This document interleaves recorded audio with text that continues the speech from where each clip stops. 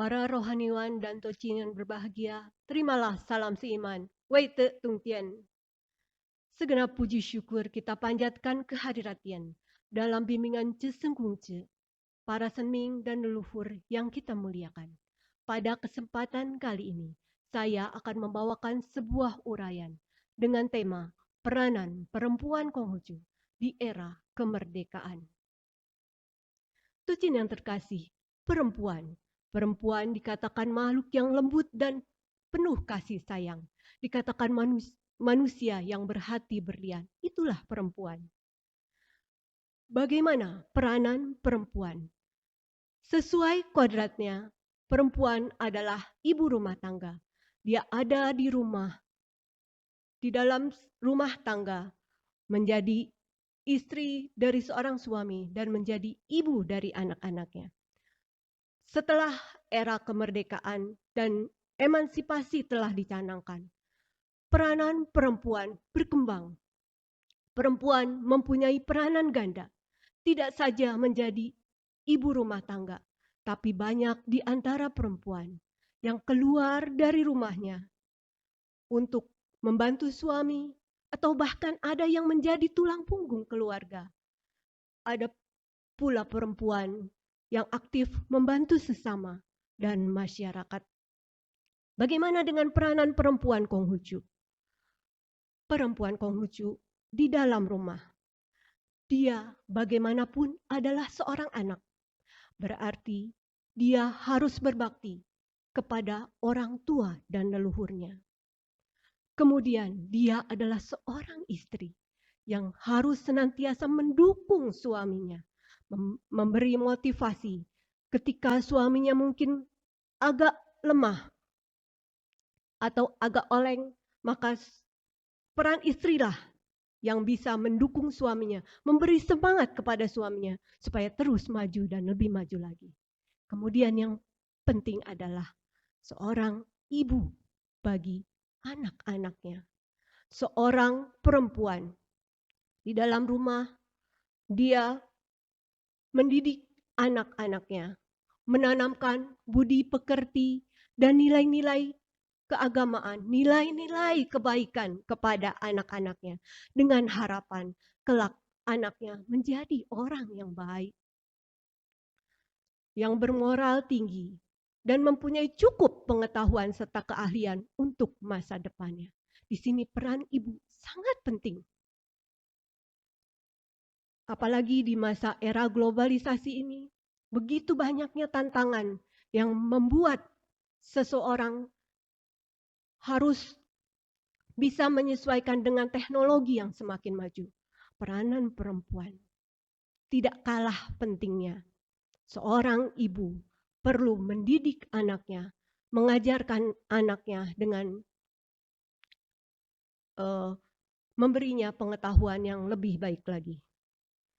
Kemudian dia juga harus memberi teladan bagi anak-anaknya sehingga anaknya mampu berbuat baik dan lebih baik lagi.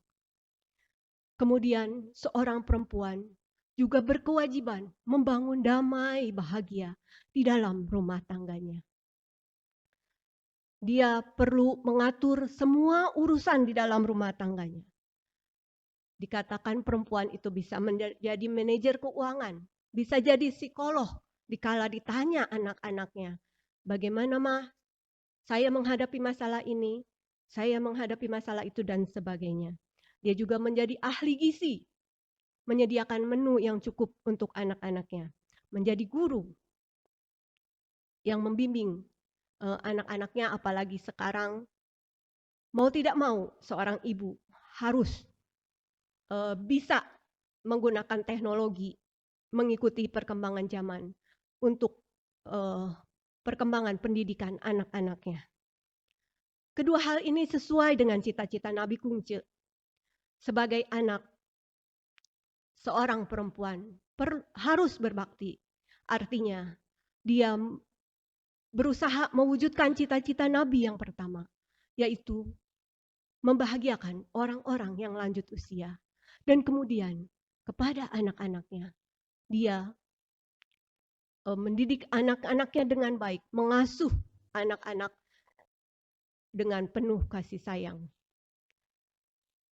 Kemudian bagaimana dengan peran perempuan Konghucu di luar rumah? Perempuan Konghucu sekarang banyak yang bekerja di luar rumah.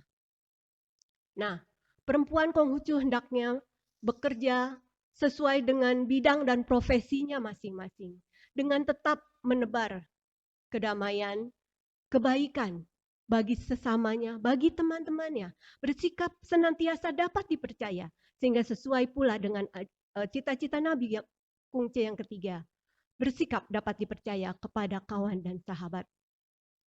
Kemudian di antara perempuan Konghucu sudah banyak yang menjalankan peran sebagai guru pendidik ataupun menjadi rohaniwan Konghucu yang membuat dia mampu menebar agama Konghucu dan menebar kebaikan di mana-mana. Di organisasi makin kita tahu bagaimana peran perempuan, pelayanan, keagamaan, kebanyakan ibu-ibu yang berperan serta. Di Perkin, Matakin, banyak aktivitas kegiatan acara-acara. Di sana perempuan banyak memegang peranan. Bahkan acara-acara lintas agama di organisasi kemasyarakatan lainnya, banyak perempuan Konghucu yang sudah memegang peranan. Tocin terkasih, dari sekian banyak peran perempuan di rumah maupun di luar rumah, kita dapat melihat begitu pentingnya peran seorang perempuan. Perempuan adalah seorang yang serba bisa. Dia bisa lembut dan penuh kasih sayang, tapi dia juga bisa perkasa, bagaikan Sri Kandi kalau kata Pak Ketum Pak Budi. Dia bisa menyesuaikan diri dengan kebutuhan yang ada tanpa meninggalkan kodratnya sebagai seorang perempuan, ibu rumah tangga. Tocin terkasih, demikian yang dapat saya sampaikan. Bagi kita semua perempuan Konghucu, marilah kita bersama berkontribusi nyata di dalam keluarga maupun masyarakat kita membangun kedamaian, keharmonisan, dan kebahagiaan.